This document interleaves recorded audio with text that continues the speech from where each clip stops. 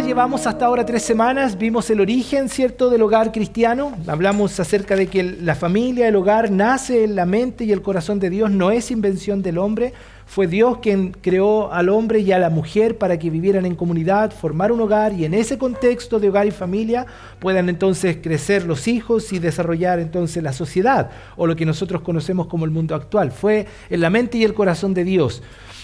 Por tanto, como Él es el creador, es quien idea, también es el que da las pautas, que es lo que nosotros estamos tratando de hacer. Luego con Rodrigo vimos la comunicación en el hogar, cuán importante y necesaria es la comunicación, una comunicación efectiva, una comunicación que edifique, no que destruye, que acerque, no que separe, etcétera, etcétera. Entonces, yo esa semana no estuve, pero recuerdo que eso es lo que más o menos habla la lección. También la semana pasada hablamos acerca de los conflictos en el hogar y cómo solucionar los conflictos. Y recuerdo claramente que estaba la cima, ¿cierto? Este semicírculo que nos mostraba Rodrigo, donde a veces la confrontación no es el camino, ni tampoco huir y no tocar los problemas. La idea es tocar los problemas en el matrimonio, hablar. Porque a veces pareciera que, aunque estamos bajo el mismo techo, no somos capaces de tocar los temas que hay que tocar o de hablar los temas que hay que hablar. Y eso nunca hace bien, no nos permite solucionar conflictos. Hoy entonces vamos a ver el esposo en el hogar, luego nos toca la esposa en el hogar, luego vamos a mirar el sexo, obviamente en el matrimonio y en el hogar, los padres, los hijos y finalmente las finanzas, que es un tema, pareciera que al final no tiene mucha relación, pero es tremendamente importante el asunto de las finanzas y, como decía Sammy, de la administración en el hogar. Así que nos quedan varias semanas por delante, así que vamos a ir avanzando. Y como dije la primera semana, el material también lo dice. ¿Algo pasó? Ahí está. Los propósitos de este curso son básicamente 2: conocer el diseño divino del hogar cristiano y el segundo, aprender los principios establecidos y aplicarlos. Y de alguna manera cuando nosotros conocemos lo que Dios dice con respecto a la familia, los roles, su diseño y los aplicamos, vamos a ver el beneficio. Primero, vamos a poder disfrutar del propósito divino. La familia, el hogar es un lugar para disfrutar, es el lugar de refugio. Salimos al mundo, nos rodeamos de gente, de relaciones que a veces no son buenas, pero cuando volvemos al hogar es donde podemos disfrutar. Y si lo hacemos a la manera de Dios, vamos a poder disfrutar el propósito divino del Señor, pero también es poder marcar una diferencia con aquellos que rehúsan vivir de acuerdo a lo establecido por Dios. Entonces podemos ser una luz en el mundo. Nuestros vecinos van a decir, ¿qué es lo diferente en esta familia? ¿Por qué los hijos dicen cosas como lo que Pasita dice de su padre, cuando muchas veces hay hijos que odian a sus padres, no quieren hablar de sus padres ni de su hogar, no quieren estar en el hogar? ¿Qué es lo diferente? Y ahí es donde tú y yo podemos decir, no somos nosotros, es Cristo en nosotros. Es Él el factor determinante y el que hace la diferencia. Entonces, eso es parte de lo que hemos visto. Y dijimos en la primera semana que la familia cristiana o el hogar cristiano es aquella donde cada integrante, no el padre, no solo la madre, sino cada uno de los que forman un hogar, se esfuerzan en y por la gracia de Dios ser un verdadero discípulo de Cristo. Por lo tanto, viven en ese hogar para obedecer, para servir, para amar de todo su corazón, alma y fuerza al Señor, y que se empeñan en enseñar a la siguiente generación quién y cómo es Dios. ¿Cuántos de aquí nacieron en un hogar cristiano y tienen la fe como por herencia? ¿Hay algunos? ¿Ok? ¿Cuántos de nosotros nacimos no en un hogar cristiano y por la gracia del Señor Él nos rescató? Me llama la atención, por ejemplo, Javiera y Mauricio. Ambos no nacieron en un hogar cristiano, pero nuestro Facundo sí. Qué honor, ¿o no? Qué privilegio para este pequeño. De hecho, el Salmo 1, ¿qué dice? Bienaventurado el varón que no estuvo en consejo de malos, ni en silla de escarnecedores sentado. Es decir, aquel que nace en el seno de un hogar cristiano es dichoso, feliz, porque tiene no la garantía de la salvación, porque ellos como padres tendrán que predicar el Evangelio, él tendrá que escuchar también el Evangelio, pero la probabilidad de andar con Dios, de conocer a Dios, va a ser mucho más amplia. Y es un privilegio, que no solo podamos obedecer, servir, amar al Señor, sino ocuparnos de que la siguiente generación, ya sea a través de nosotros, a través de otras personas en nuestra iglesia, puedan conocer a Cristo. Y finalmente dijimos que ser o tener un hogar cristiano debe ser el anhelo, debe ser el deseo de cada uno de nosotros. De vez en cuando hay historias de personas que llegan a la iglesia con hogares, nacieron en hogares destruidos, nacieron en hogares donde nunca se habló del Señor, padres divorciados, hablando mal el padre de la madre del padre, malas relaciones con los hijos, pero cuando ha llegado a Cristo, ahora es su oportunidad y debe ser su deseo, su anhelo, el formar un hogar que honra al Señor. Debe ser el sueño de cada joven hoy, un hogar donde Él sea el primero, donde su nombre sea glorificado, su nombre sea exaltado. Me imagino que es su deseo, como el mío, ¿no? Que Dios sea exaltado en nuestro hogar, que los temas que hablemos, que la forma en que nos conduzcamos en el hogar traiga gloria y honra a nuestro Señor.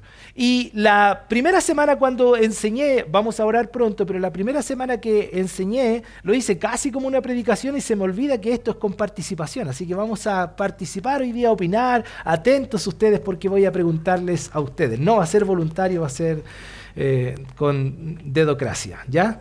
Así que vamos a comenzar en oración y vamos a pedirle al Señor que nos ayude en este tiempo. Querido Dios, muchísimas gracias por esta tarde, por este tiempo con nuestros amados hermanos. Gracias por poder compartir un tiempo libre de abrir tu palabra. Y queremos, Señor, que nos enseñes. Es un tema amplio, es muy profundo, Señor. Y en el tiempo que tenemos queremos aprovecharlo. Así que ayúdanos, Señor, a abrir no solo la mente, sino el corazón y nuestros oídos para oír tu palabra y ser instruidos, Señor. Gracias, Padre. En Cristo Jesús. Amén. Mire, querida esposa, querida hermana, futura esposa, no esté usted diciendo, Señor, háblale, golpéalo. No. Usted lo que tiene que estar haciendo es orar. No solo hoy, sino cada día, para que su esposo sea el hombre que Dios quiere que sea. Porque es más fácil criticar, es más difícil orar. Pero hay que hacerlo difícil. Ore para que Dios nos ayude a ser los hombres que Él espera. Pregunta, ¿cómo aprendemos normalmente a ser esposo, hermano Carlos? ¿Cómo aprendió usted a ser un esposo? ¿Cómo aprendió? Cuando se casó, ¿cómo aprendió a dar los primeros pasos y a ser el hombre de la casa? Observando y buscando a mi suegro, por ejemplo, que era un hombre que tenía mucho tiempo como casado. Como casado. Ya, ok, entonces la experiencia, conversando, el Señor. Samuel, tú eres uno de los más nuevos casados acá, ¿o no? ¿Sí? Parece que sí, el más nuevito. ¿Cómo estás aprendiendo? Porque estás aprendiendo, ¿no? A ser un esposo. ¿Cómo aprendiste? Consejo, mi padre, mi suegro, y eso, harto consejo, harta oración, Ok. harta Biblia. Entonces, me imagino que mayormente, si lo hablamos en porcentaje, fue observando la experiencia, lo que viste. ¿No les pasa que a veces en la vida la mayor cantidad de aprendizaje es por lo que hemos vivido? Hacemos lo que vimos y nos gustó y decidimos no hacer aquello que no nos gustó y nos dañó, posiblemente. No, si en la casa que no era creyente había mucha grosería, falta de respeto y fidelidad, uno creció diciendo, no, en mi casa capaz nunca vamos a tener eso, es algo que no voy a permitir. Y así nos formamos muchas veces de las experiencias. Pero lo que vamos a hacer hoy día es mirar qué dice la Biblia con respecto a lo que es el rol del esposo. Y se imagina que cada uno de los que se fuera a casar pudiera tener un curso intensivo y se tomara 1 año, 2 años en serio para aprender a ser un esposo y llegar al matrimonio con un doctorado. ¡Wow! Sería espectacular, ¿o no? Pero generalmente eso no pasa. Estamos con Gabriel hablando, llevando un tiempo de consejería, 1 de abril, Gabriel, ¿o no? Oren por los chiquillos, ahí están a pocos meses de casarse, pero estamos en consejería y eso decimos, vamos a tener 10 lecciones, vamos a mirar lo que la Biblia dice, pero ¿será suficiente? Es un pincelazo, son algunas ideas, consejos, pero no será suficiente y él seguirá aprendiendo, pero lo que estamos haciendo es mirar la palabra de Dios. Otra pregunta, ¿cómo hacer las cosas bien como esposos si no hemos sido enseñados bíblicamente? Querido Joel. ¿Cómo hacer las cosas bien como esposos si no hemos sido enseñados bíblicamente? Esforzarse por escudriñar la palabra con respecto al tema. ¿Ya? Álvaro. La verdad que no creo que se pueda. No se puede. Por ejemplo, ¿no les ha pasado que de repente se compró una tele, no sé, estas últimas que han salido, que son súper tecnológicas, y que uno tiene un manual y que no aprende con el manual, ¿o no? Algunos, yo sé que algunos estudiosos tomarán el manual, lo leen para sacarle el mayor provecho, pero ¿qué es lo primero que hacemos después de instalarla? Enchufarla y lo siguiente es prenderla, a ver al colo, ¿no? Pero es prenderla, ¿o no? No estamos muy interesados en leer, en instruirnos para hacer algo que parece que instintivamente podemos hacerlo, ¿no? Y a veces en el matrimonio es igual. Pensamos que instintivamente podemos hacer. Ya aprendimos, vimos, sabemos qué hacer, qué no hacer y ahora podemos. Y menospreciamos el consejo bíblico. Pero Álvaro tiene razón. Podemos ser esposos, pero la pregunta es, ¿podemos disfrutar nuestra relación de esposo sin el consejo de Dios? ¿Podemos ser de bendición realmente a alguien sin el consejo de Dios? ¿Por qué es importante conocer la Escritura en cuanto a lo que Dios espera en nuestro rol como esposo? César, ¿por qué? Te quedaste pegado al anterior. ¿Por qué es importante conocer las Escrituras, crees tú, en cuanto a lo que Dios espera en nuestro rol como esposo?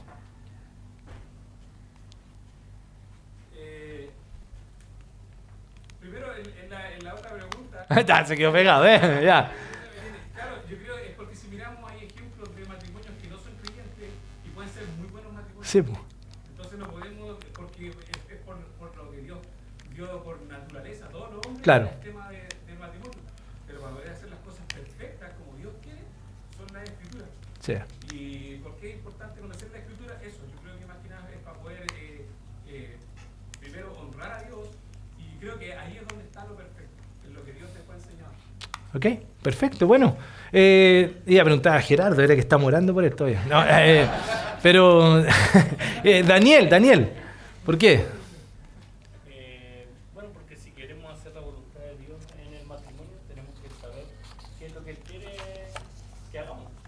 Entonces, podemos tal vez como equivocarnos grave si es que no conocemos la Escritura. Ok, porque ¿no les pasa que cuando nos alejamos un poquito de Dios, cuando empezamos a hacer las cosas a nuestra manera, puede que funcione, pero tarde o temprano vamos a errar y profundamente vamos a herir? ¿Por qué? Vamos a hablar un poquito de eso.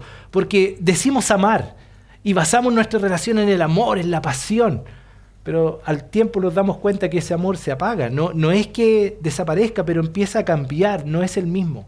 Y llega un momento a ser insuficiente, porque queremos hacerlo a nuestra manera, sin depender de Dios y sin la instrucción divina. Y tarde o temprano fracasamos. Tarde o temprano algo no saldrá, aunque aparentemente sea bien, tarde o temprano erraremos si lo hacemos a nuestra manera y no como Dios nos enseña. Entonces, antes de hablar de los roles, ya esto tiene que ver con la semana, con esta semana y la otra, es importante decir que en el plan de Dios, hombres y mujeres en muchos sentidos somos iguales, porque pareciera que Dios hace distinción muy marcada entre uno y otro. Pero tenemos que recordar esto. En Jesucristo, por ejemplo, somos iguales. Hombres y mujeres son iguales. Es decir, Él murió por todos, la salvación es tanto para el hombre como para la mujer. No vamos a leer, pero Gálatas dice, ya no hay judío ni griego, no hay varón, ni hembra, ni mujer. Es decir, somos todos iguales. No hay esclavo ni libre, iguales. En cuanto a salvación, en cuanto a la gracia de Dios, somos iguales. No es porque el hombre es hombre, tiene más beneficios. Somos iguales. Somos iguales en comunión. Hombres y mujeres somos llamados a tener una perfecta comunión con el Padre y con nuestro Señor y Salvador. Tenemos el mismo llamado, la misma responsabilidad. Somos iguales en la responsabilidad cristiana. Es decir, el hombre no tiene más responsabilidad o la mujer menos responsabilidad de vivir para la gloria de Dios, para el evangelismo, la santificación, en busca de la voluntad de Dios. Somos iguales. En muchos sentidos la Biblia nos muestra que hombres y mujeres somos iguales. Ahora, si bien somos iguales ante Dios en muchos sentidos, es decir, no hay uno mejor que otro, lo que sí la Biblia hace es que hace diferencias en diseño y principalmente en roles. Somos iguales en muchos sentidos, pero Dios en su palabra nos deja claro también que somos diferentes en funciones, diseño y principalmente los roles. Por ejemplo, ¿cuál es el rol del hombre en el hogar? Que encontramos con claridad en las Escrituras que el hombre es líder. El hombre es cabeza, el hombre es sacerdote, el hombre es responsable. Eso lo hace la Biblia claro. Y en el caso de la mujer parece que a veces, al decirlo en este tiempo, es casi menoscabado. Ella no es líder, ella no es cabeza, ella no es sacerdote del hogar, ella es ayuda idónea, compañera, complemento. Oh, suena casi denigrante. Complemento, amiga. Vamos a mirar eso la próxima semana. Pero no hay diferencia, no hay uno mejor y otro peor, no hay uno más grande y uno más pequeño. Lo que hay son roles diferentes, diseñados perfectamente. diseñados en conocimiento del uno y del otro, porque somos diferentes. Y en nuestras diferencias, Dios diseñó roles que son propios para cada uno en el género. El hombre para liderar, ser cabeza, sacerdote; la mujer para ser ayuda idónea, compañera, complemento y amiga. Entonces, vamos a entrar en el tema del varón, ¿cierto? El esposo en el hogar. El esposo debe ser el líder. El esposo es responsable del hogar. Cuando miramos este pasaje, vaya ya a Timoteo, y yo sé que a muchos recuerdan esto porque tiene que ver con el pastorado, ¿cierto? En Timoteo encontramos estos requisitos para el pastor, y dice allá en los versos 4 y 5, hablando del pastor y de los requisitos que el siervo del Señor debe tener, dice que gobierne bien su casa, que tenga a los hijos en sujeción con toda honestidad, pues el que no sabe gobernar, liderar su propia casa, ¿cómo cuidará la iglesia de Dios? Entonces, cuando miramos los requisitos del pastor, decimos, oh, el pastor tiene una gran responsabilidad, pero recuerde que no es solo para el siervo de Dios. Estos requisitos, si bien son para el ejercicio del oficio pastoral, son requisitos aplicables a todo varón que sirve, que ministra en algún sentido en la iglesia. Es lo mismo que la irreprensibilidad. Es necesario que el obispo sea irreprensible. Solo el obispo, el siervo de Dios, debe ser irreprensible. ¿No? La Biblia en Filipenses capítulo 2 dice, para que nosotros en medio de esta generación seamos irreprensibles, sin mancha, es decir, todos. Por tanto, la idea de gobernar bien la casa no es solo para el siervo, el pastor, es para cada varón. Porque la idea que encontramos en la Biblia es que el varón es cabeza del hogar, es el líder de hogar. Nosotros usamos el término jefe de hogar. ¿No? He escuchado eso en las encuestas. Preguntan cuando le hacen una encuesta o preguntan en el gobierno, en un trámite, ¿quién es el jefe de hogar? ¿He escuchado esa palabra, no? Y suena bien, ¿no? Jefe. Yo soy el jefe. ¿No? Pero cuando hablamos de jefe, muchas veces la idea de un jefe no es la misma que Dios está pensando cuando habla de gobernar, de ser líder, de ser alguien que es cabeza, quien guía a un grupo. Encontramos en la sociedad que la idea de un líder, muchas veces de un jefe, es la idea de un dictador, de un tirano. Creo que todos nosotros crecimos, los que ya somos mayores, no como hermano Osvaldo, que es jovencito todavía, pero todos los que somos mayores crecimos en una generación donde, no sé si tanto nuestros padres, pero nuestros abuelos, ellos mandaban en casa, ¿o no? Mi abuelo me contaba, o mi abuela me contaba que trabajaba en San Bernardo en la maestranza, y que a las 12, hasta el día de hoy, suena una bocina, que es como a las 12 todos los días. Y cuando los niños y la mamá escuchaban la bocina de la maestranza, que era donde reparaban los trenes, los niños corrían a lavarse las manos, lavarse la cara, peinarse, sentarse, y la mesa tenía que estar puesta, porque en bicicleta llegaba el tata y se sentaba. Nadie podía tomar la cuchara ni comer hasta que el tata no comía. Él era el jefe de hogar. Y ese concepto de machismo, de jefe de hogar, se implantó, y hasta el día de hoy hay algunos que viven atrasados en esa generación. Como la idea de que el jefe, el que provee, es el que debe, al que se le debe rendir pleitesía. Y en las jefaturas de los trabajos, generalmente los que ejercen liderazgo tienen esta idea: el jefe tirano, el que manda, dice y se hace. Bueno, claramente no es lo que Dios enseña.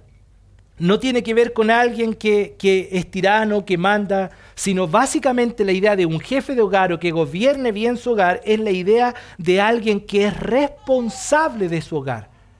Alguien que puede responder por lo que pasa dentro de ese hogar, al cual Dios le pedirá cuenta. De hecho, el diccionario secular define jefe como alguien que es superior o cabeza de una corporación, partido u oficio. Alguien que lidera. Pero en la Biblia encontramos que esta idea de gobernar es alguien que es responsable de su hogar. De hecho, es interesante cómo la Biblia nos muestra lo que es el liderazgo según Dios y no según el mundo. ¿Recuerda usted este pasaje? Mas Jesús llamándole les dijo. Este pasaje está situado en donde Cristo le está diciendo: miren, yo voy a morir, me van a tomar preso, van a morir, me van a hacer pebre y voy a resucitar, y después que les dice eso, y dicen, Señor, pero queremos pedirte una cosa, ¿quién estará a tu derecha y a tu izquierda? Ellos no estaban escuchando el sufrimiento de Cristo, ellos querían un lugar. Y en ese contexto está este pasaje, más Jesús llamándole les dijo, sabéis que los que son tenidos por gobernantes en las naciones, y ahí está la palabra, gobernante, el que enseñorea, dice, se enseñorea, domina o somete, es la idea, a ellas o de ellas, y sus grandes ejercen sobre ella potestad, autoridad. ¿Pero qué dijo Cristo en cuanto a lo que iba a ser su liderazgo y su vida futura? Entre vosotros, pero entre vosotros, ¿qué dijo? No será así, sino que el que quiera hacerse grande de entre vosotros será vuestro servidor, y el que de vosotros quiera ser el primero será siervo de todos. ¡Qué contradictorio! Este es el contraste. En el mundo, los que gobiernan ponen el pie sobre los súbditos. Y Pablo, Pedro, Juan y todos los que podían haber aprendido de lo que el Señor estaba diciendo en esto, sabemos que entendían muy bien. Los romanos eran quienes estaban gobernando en aquel entonces, y ellos eran tiranos. Ellos no tenían compasión de la gente, sus impuestos, sus reglas, sus normas, sus leyes. Por tanto, entendían fácilmente eso, y él les dijo, pero entre ustedes no será así. El que quiera hacerse grande entre vosotros será vuestro servidor, y el que quiera ser...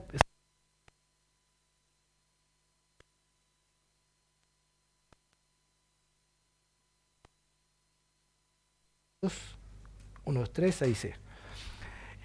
Y ahí está el pasaje glorioso, porque el Hijo del Hombre no vino para ser servido, sino para servir y para dar su vida en rescate por muchos.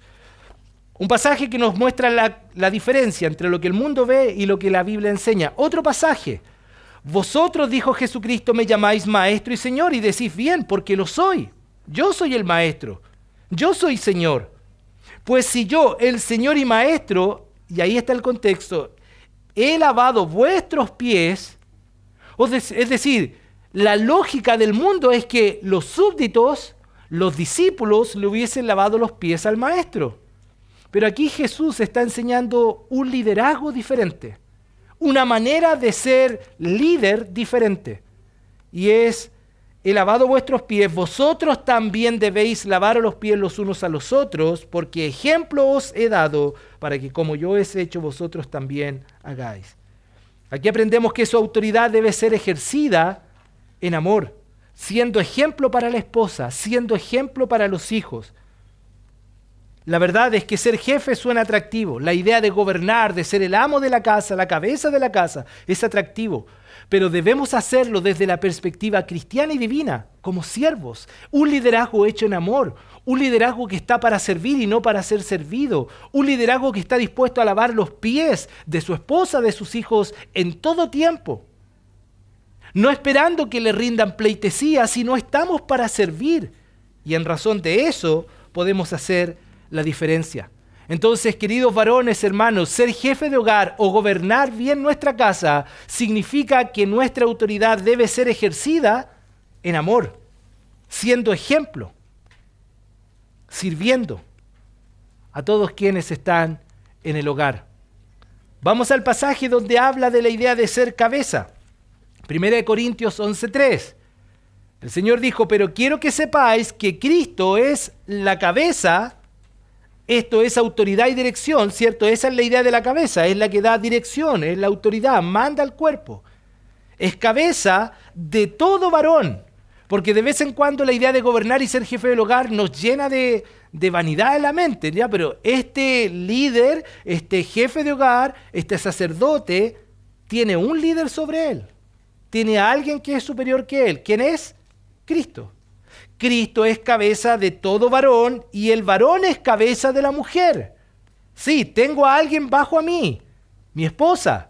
Soy responsable de ella en todos los aspectos, no solo económico, espiritual, emocional, físico. Soy responsable, pero sobre mí hay alguien a quien yo debo responder, es la idea.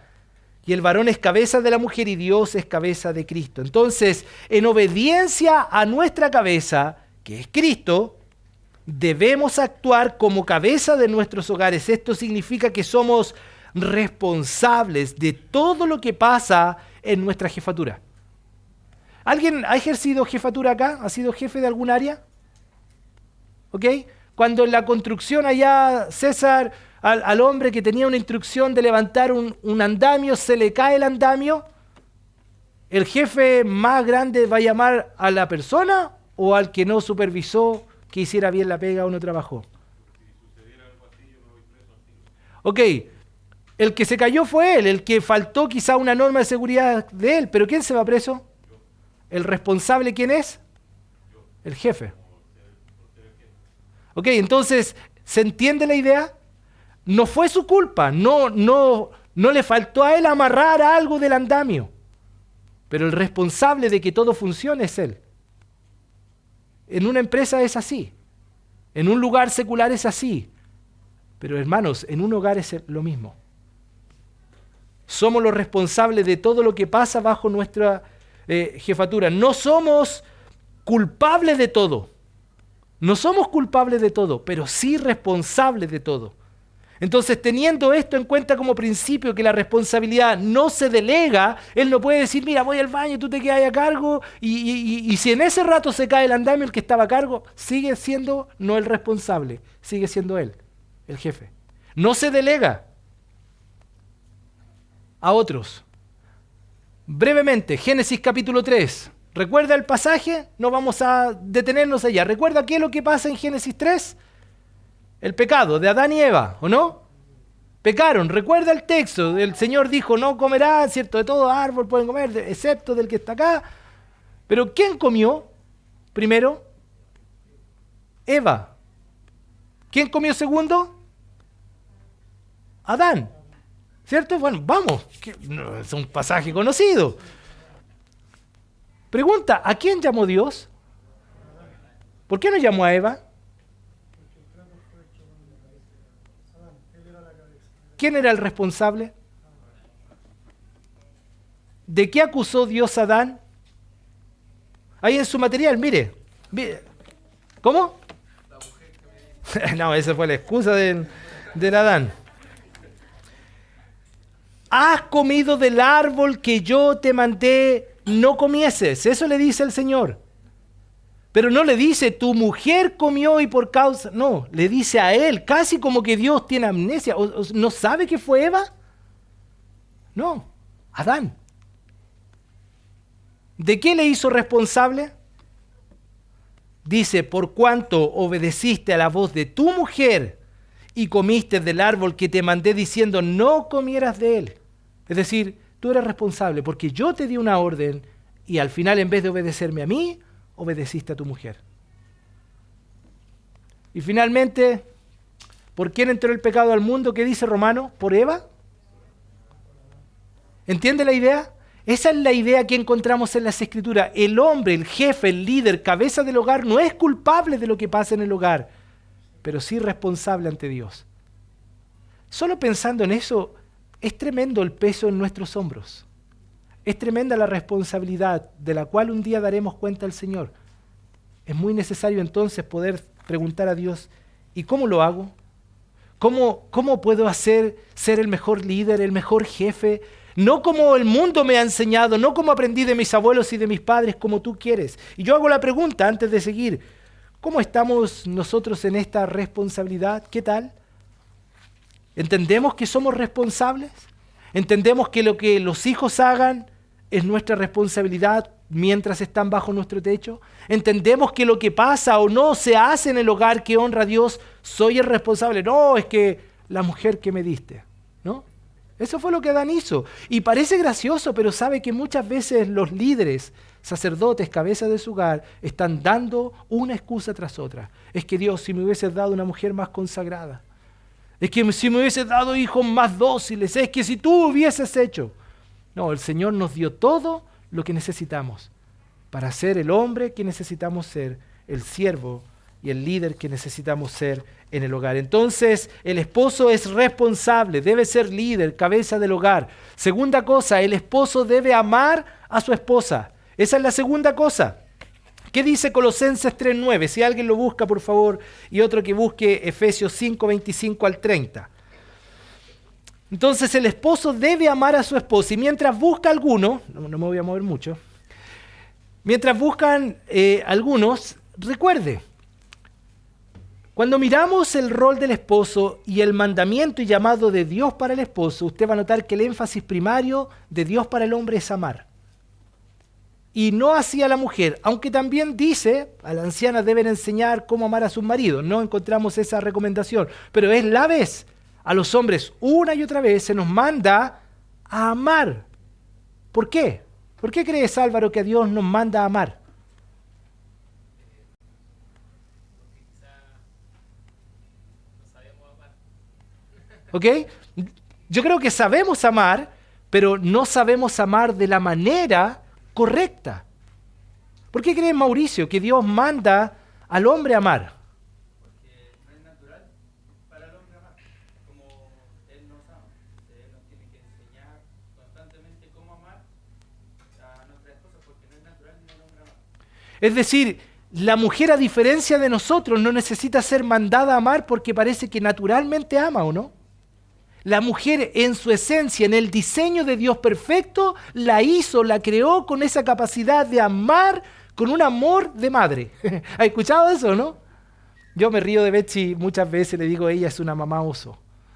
Ella con sus cachorros. ¿O no, Carla? Siempre. De hecho, anda en un campamento limpiando piso, lavando loza para acompañar a su cachorro pequeño. Y dijo, después de haber limpiado tanto cuando llegamos a la nueva casa, dejar la otra, llegar ahora, dijo, como no hice tanto, voy a ir allá. ¿Pero por qué? ¿Qué la mueve? Bueno, el amor. Que yo lo pensaría, yo no sé, que no vaya. ¿No? Que se quede, total, lo pasa mejor en casa. Pero una mujer está naturalmente hecha por un diseño perfecto de Dios amar, por tanto no encontramos en la Biblia, mujer, ama a tu marido, amad a vuestro marido, ama. No, al que le dice una y otra vez es al hombre, ama. Maridos, amad a vuestras mujeres. ¿Por qué? Porque no es natural, no es propio. No nos nace, no es así mismo, porque si fuese así, no estaríamos capacitados para liderar, porque si nuestras emociones son las que nos gobiernan, no nos daría dirección, la capacidad de decidir. Es que Dios nos hizo perfectos para el rol y diseño que Él ideó. Tiene que haber alguien que avance, que piense, que planifique, que solucione, tiene que haber alguien que ame. Y a nosotros que no estamos capacitados para amar, nos manda con su ayuda a amar. ¿Qué dice Colosenses 3:9? Maridos, fuerte, porfa. Me llama la atención que ningún hombre quiso leer eso. Ya, y no seáis ásperos con ellas, amad a vuestras mujeres. Y Efesios 5:25 al 30, Mauricio. Dice, maridos, amad a vuestras mujeres, así como Cristo amó a la iglesia y se entregó a sí mismo por ella, para santificarla, habiéndola purificado en el lavamiento del agua por la palabra, a fin de presentársela a sí mismo una iglesia gloriosa, que no tuviese mancha ni arruga, ni cosa semejante, sino que fuese santa y sin mancha. Así también los maridos deben amar a sus mujeres como a sus mismos cuerpos. El que ama a su mujer, a sí mismo se ama. Porque nadie aborreció jamás a su propia carne, sino que la sustenta y la cuida, como también Cristo a la iglesia. Porque somos miembros de su cuerpo, de su carne y de su huesos. Amén. Nota el énfasis, ama.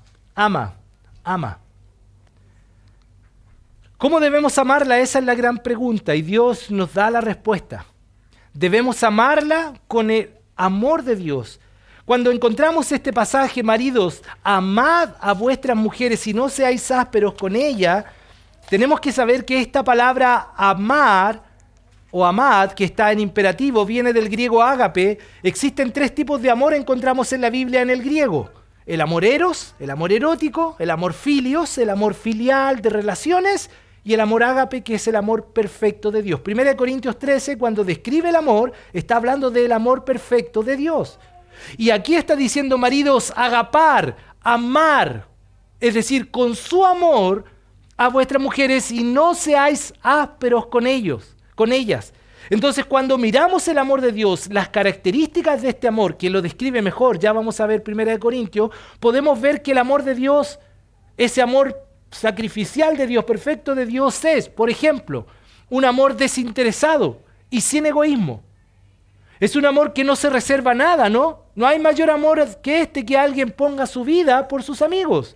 Un amor desinteresado, un amor que no espera algo de retribución. Es un amor que da todo y se sacrifica. Es un amor tanto voluntario como del corazón, que involucra la voluntad y las emociones. Es un amor tanto de compromiso que he tomado en un día de voto, pero también de afecto. Es un amor que obra por el bien más elevado de la esposa. Es decir, que vive para amar a su esposa, para que ella sienta que es la mujer más hermosa del mundo, que es la mujer más inteligente del mundo, que es la mujer más increíble que Dios pudo crear en este mundo. ¿Sabes por qué se da la infidelidad muchas veces de esposas hacia los esposos? Es porque llegó alguien que le dijo lo hermosa que era, cuando ella no lo escuchaba hace mucho de los labios de su esposo. Porque hubo alguien que le dijo cuán capaz, inteligente, preciosa era.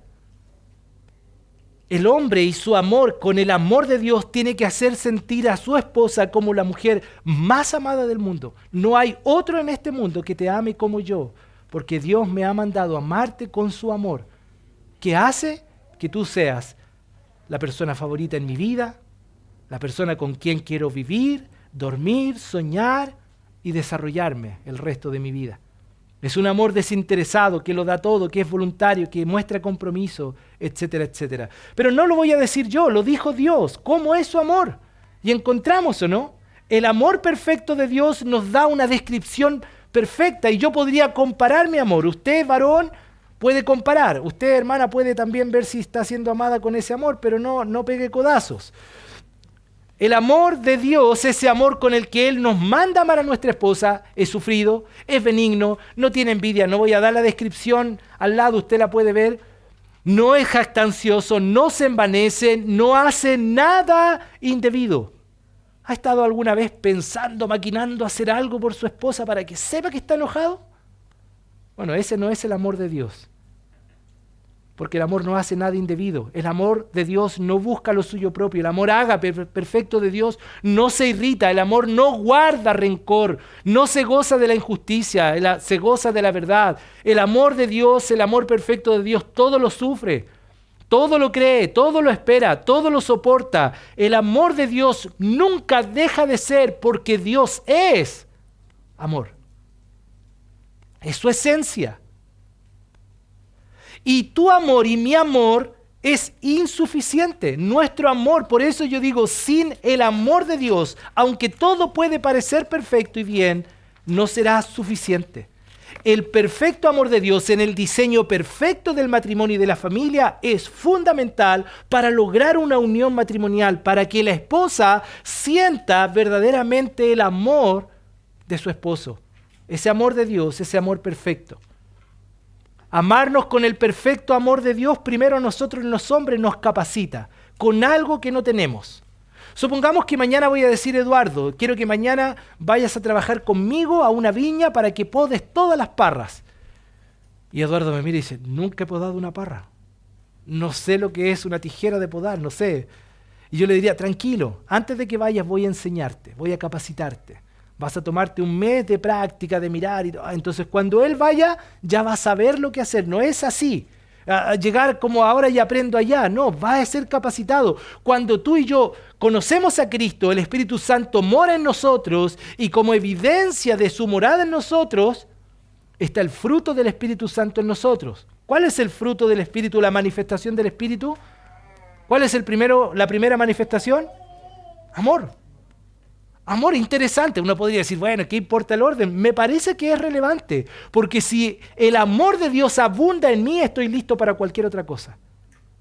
Amor. Y el amor en nosotros nos capacita, primero, para hacer lo que no podemos y lo que no sabemos, porque nuestro amor es egoísta, nuestro amor es condicional, nuestro amor es limitado, nuestro amor va a depender de lo que yo reciba. Si me respeta, si me muestra respeto, la amo. Pero nos capacita, nos completa, pero también nos une de una manera hermosa y duradera. Yo he dicho varias veces, creo esto, no hay mujer que se resista al amor. No hay mujer. No hay mujer que no se derrita ante un esposo amoroso, tierno, dedicado, que la trata con ternura, que no es áspero con ella, que la trata como a vaso más frágil, que la hace sentir la mujer más hermosa, más importante del mundo. ¿O no, hermanas? No escuché ni un amén. Olviden lo que dije, hermano. No hay mujer que se resista a un hombre que la ame de esa manera. Tierno, comprensivo. El otro día hablaba con Gabriel, creo que hablábamos acerca de lo diferente que somos en las emociones. Las mujeres de vez en cuando lloran, ¿o no? Quieren llorar. Y uno dice, ¿por qué estás llorando? Porque el hombre quiere soluciones. ¿Qué te falta? Voy a comprar, voy a hacer, ¿qué necesita? Y no necesita nada. ¿Qué necesita a veces una mujer? Un hombro. Para llorar. No soluciones. Es tan diferente, pero poner un hombro es una muestra de amor. Y a veces nuestras esposas necesitan de nosotros eso, un hombro, un abrazo, una palabra, un amor.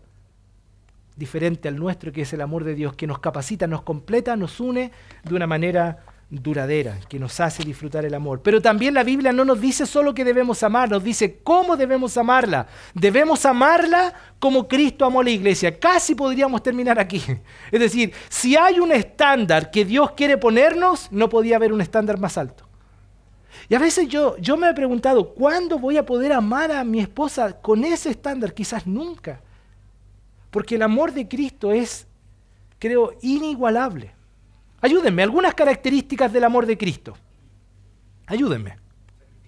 Sacrificial significa que está dispuesto a sacrificarse. ¿Qué otra característica del amor de Cristo?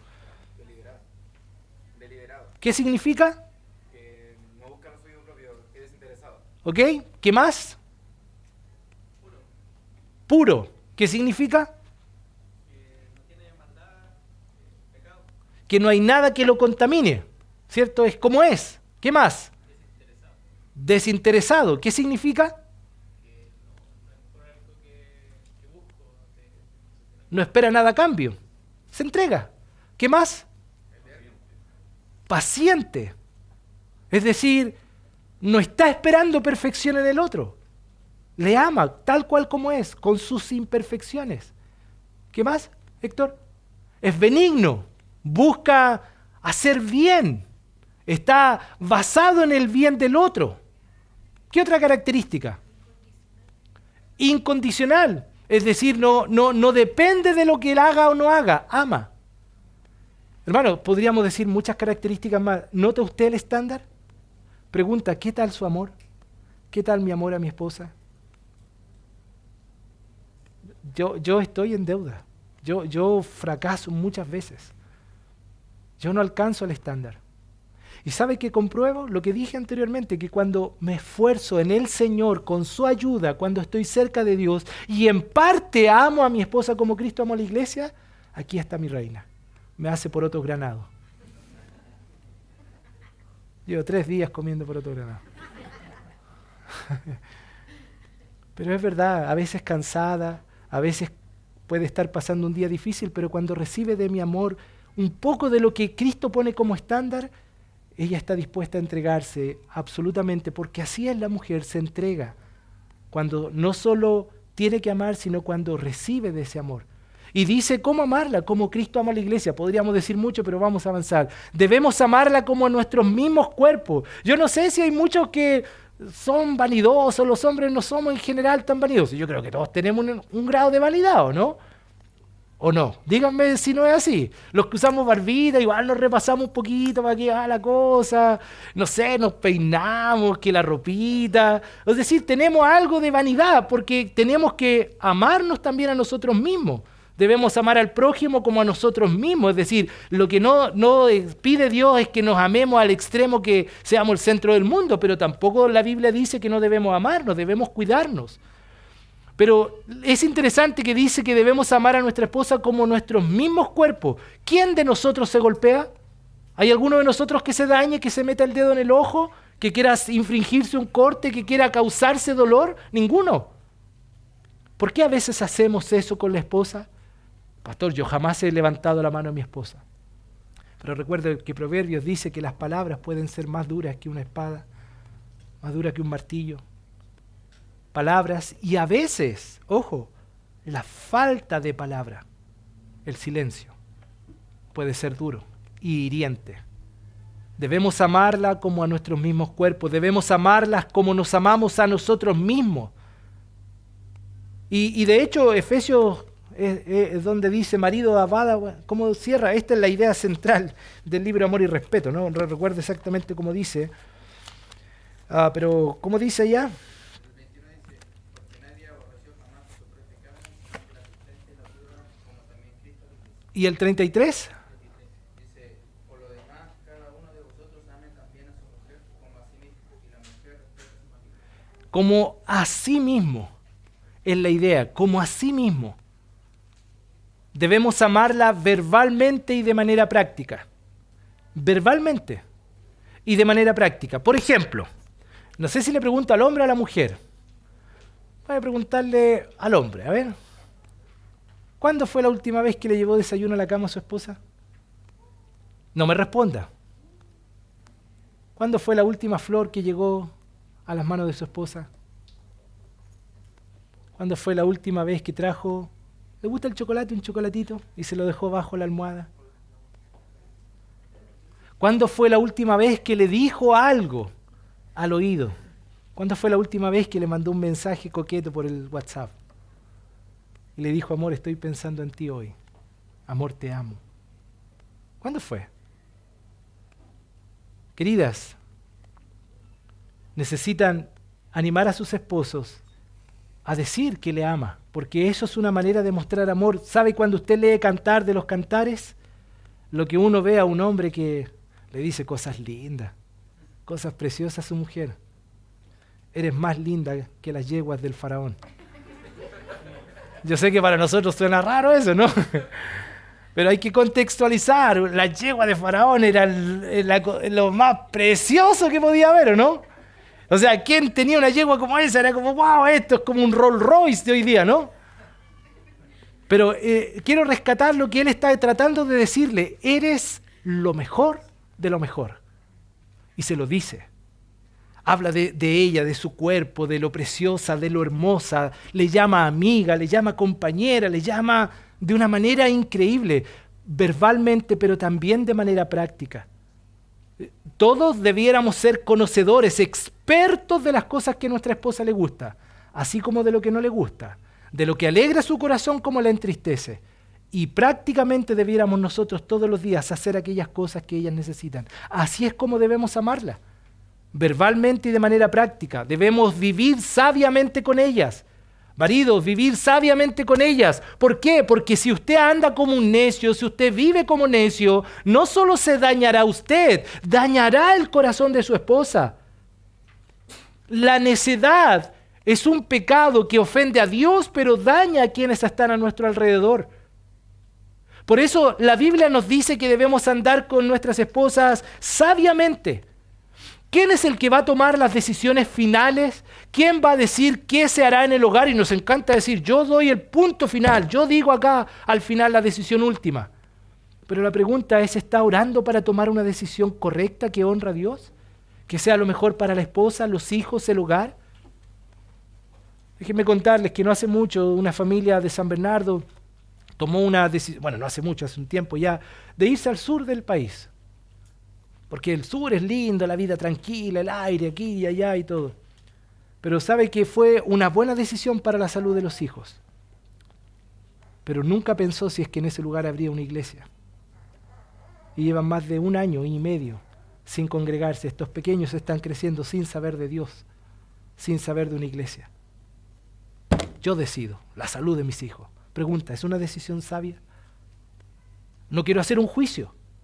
Solo quiero decir que somos responsables, recuerda, no culpables, sino responsables. Y nuestras decisiones sabias bendecirán el hogar, pero nuestra necedad, nuestra terquedad, nuestra falta de humildad para pedir consejo a Dios, su palabra y a otros siervos de Dios, puede traer la ruina al hogar. Debemos vivir y amarlas con sabiduría. Debemos dar honor y alabar a nuestras esposas, como dice el texto, como a vaso más frágil. ¿Y qué dice Proverbios 31 allá? ¿Cierto? Al final el proverbio bien hermoso, Pero encontramos en los versículos 28, dice, se levantarán sus hijos y la llamarán bienaventurado, y su marido también, ¿qué dice? Le alabará. Si alguien del grupo de la iglesia, otros amigos, vecinos, dicen, no, ella cocina súper bien, ella es súper servicial, y todas las alabanzas vienen de afuera, ¿quién debiera ser el primero? No que exalte a la persona, que enaltezca su orgullo, sino que alabe a su esposa por su esfuerzo. He escuchado, ¿no? De repente hombres diciendo, no, yo trabajo en la casa y mi esposa no trabaja, está en la casa. Casi diciendo que estar en casa no es un trabajo. ¿Se ha quedado en casa usted o no? Yo prefiero salir a trabajar a veces.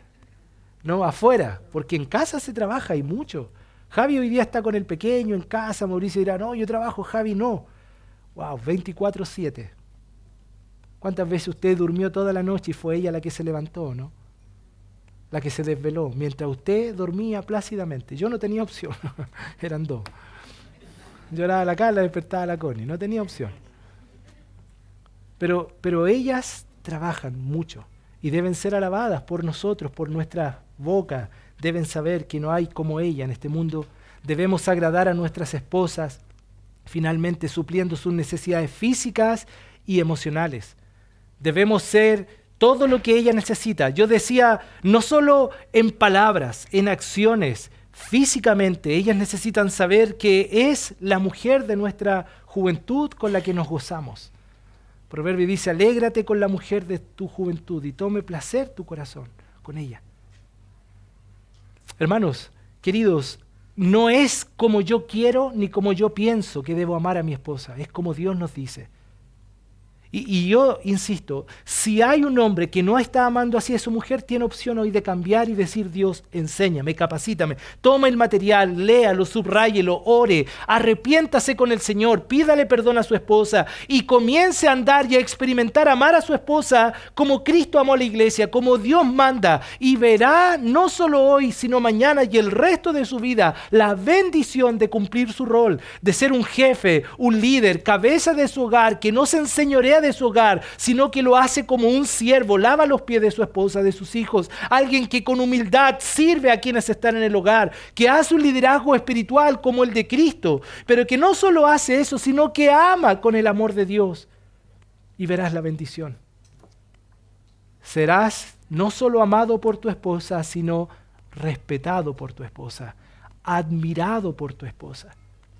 Es triste ver a veces en el pueblo cristiano que hay personas que están aquí, hombres parados, enseñando, dirigiendo, haciendo o guiando un ministerio, y su esposa está pensando, ¿y qué dice este? ¿Qué habla este? Cuando alguien de nosotros está acá y la esposa allá, esa esposa no solo debe sentir amor por nosotros, sino admiración, respeto, porque sabe que lo que dice acá es lo que vive en el hogar también. Ese es un desafío. Por eso hago la pregunta. Bueno, no siendo ásperos con ella, hago la pregunta, ¿es fácil? Hermanos, ¿es fácil?